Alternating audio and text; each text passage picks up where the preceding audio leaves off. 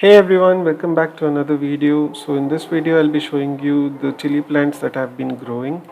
The ones in this round pot are the ones that I actually germinated using a tissue paper and then transferred to this pot. And this is a 10-inch pot in which I have currently kept the chili plants from the last 2 weeks, and I'll be transferring them to another rectangular pot. This small pot has chili plants which I directly grew from the soil, and these are going to be remaining in this tiny pot itself for now. In this video I'll be taking you through how I repot the little chili plants from that round pot into this rectangular one. As you can see, I've got 3 holes done on this pot. Just to keep the place tidy and also so that I don't harm these little plants when they're out of the mud, I'll be using this white cover and I'll be laying out the plants on this cover before I can repot them.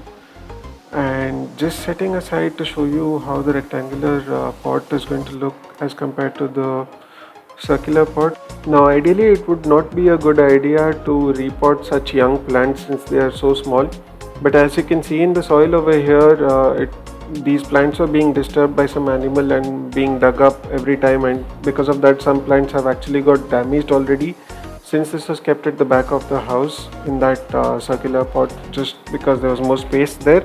So I decided it would be better to repot them into a rectangular pot so that I can manage to keep them in the balcony. And this is how the plants are looking now, laid out on the plastic cover. And these are those other plants like I mentioned some time back.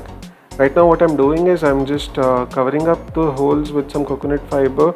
This will act like a natural filter to avoid the soil from draining out every time we water the pot. Other than that, coconut fiber also helps in retaining some moisture within the soil content, and this is helpful in this case since this is not a succulent plant and also since these are very young plants that need good nutrition at the moment. So this is how the pot is looking now, the rectangle pot with the after repotting all those healthy plants into it, and those are the plants which are still going to remain in the tiny pot, and these are the ones that were unhealthy or damaged. And so I have another small tiny pot with some coconut fiber inside it that I've put in, and you can see from down also it has a lot of draining holes. I'll be using that mud and putting these unhealthy plants into this tiny one. Now this is how it's looking after I have repotted those unhealthy plants. They look a little dull at the moment, but I hope they will recover soon. And I'll be keeping these on the balcony as well along with the rectangular pot. If you see below also, there's a lot of breathing space and also drainage space for the soil, and also what you can do right now is, if you want, you can pause the video and let me know how many plants do you see in this particular rectangular pot, and then I can tell you if your answer is right. And this is my balcony where I'll be placing these plants for now. You can see these hibiscus plants and some tulsi plants, and don't mind the balcony is quite dirty.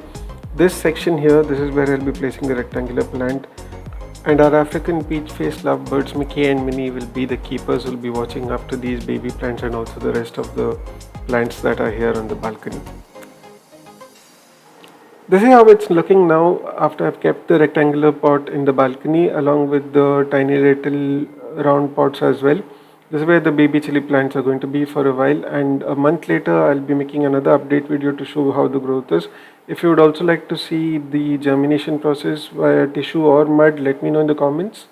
If you like this video, give it a like or a thumbs up and do subscribe to the channel. Happy gardening!